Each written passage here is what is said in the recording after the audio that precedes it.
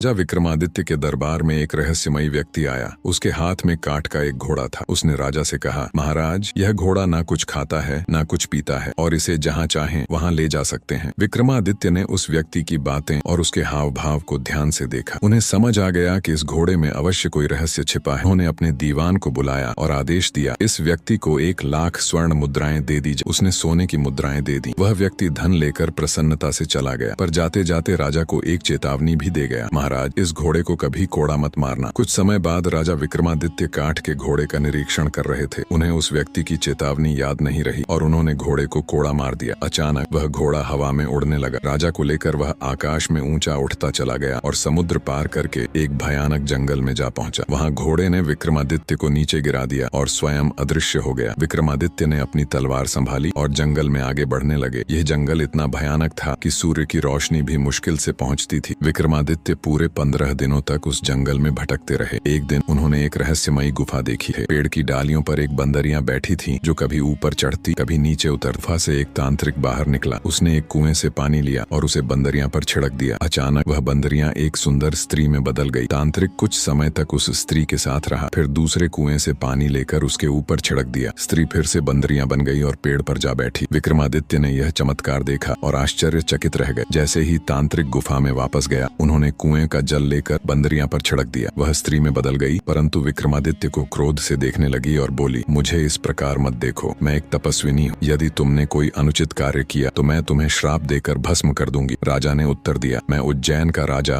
विक्रमादित्य हूँ, मेरे रहते किसी का अनर्थ नहीं हो सकता। राजा का नाम सुनते ही वह स्त्री उनके चरणों में गिर पड़ी और बोली, राजन, कृपया यहाँ से चले जाइए। यदि तांत्रिक आपको देख लेगा तो हमें श्राप देकर भस्म कर देगा। राजा ने पूछा, तुम कौन हो और इस तांत्रिक के हाथों कैसे फंसी? स्त्री ने उत्तर दिया, मैं कामदेव और पुष्पावती की पुत्री हूँ। जब मैं 12 वर्ष की थी तब मेरे माता पिता ने मुझसे एक कार्य करने के लिए कहा। मैंने उसे करने से इनकार कर दिया, जिससे क्रोधित होकर उन्होंने मुझे इस तांत्रिक को सौंप दिया। तब से मैं इस गुफा में कैद हूँ। विक्रमादित्य ने कहा, तुम निश्चिंत रहो, मैं तुम्हें मुक्त करूंगा। तभी तांत्रिक वहाँ आ पहुंचा और स्त्री को विक्रमादित्य के साथ देखकर आगा बबूला हो गया। उसने काले जादू से नरभक्षी राक्षसों की सेना बुला ली और आदेश दिया, इस व्यक्ति को टुकड़े टुकड़े कर दो। परंतु विक्रमादित्य अकेले ही उन राक्षसों पर टूट पड़े। कुछ ही क्षणों में उन्होंने पूरी सेना का संहार कर दिया। तांत्रिक यह देखकर चौंक गया। उसने अपने माया जाल का प्रयोग किया और अंतर्ध्यान हो गया, फिर प्रकट होकर हंसने लगा। राजा ने समझ लिया कि यह तांत्रिक अत्यंत मायावी है। तभी उन्होंने बेताल का आह्वान किया। बेताल प्रकट हुआ और पूरी घटना जानकर बोला, राजा, आप निश्चिंत रहें, इस दुष्ट को मैं देख लूंगा। बेताल की शक्तियों के आगे तांत्रिक असहाय हो गए और विक्रमादित्य के चरणों में गिर पड़। राजा ने उसे पाताल लोक जाने का आदेश दिया और वह वहीं समा गया। इसके बाद विक्रमादित्य उस स्त्री को लेकर अपने राज्य लौट आए।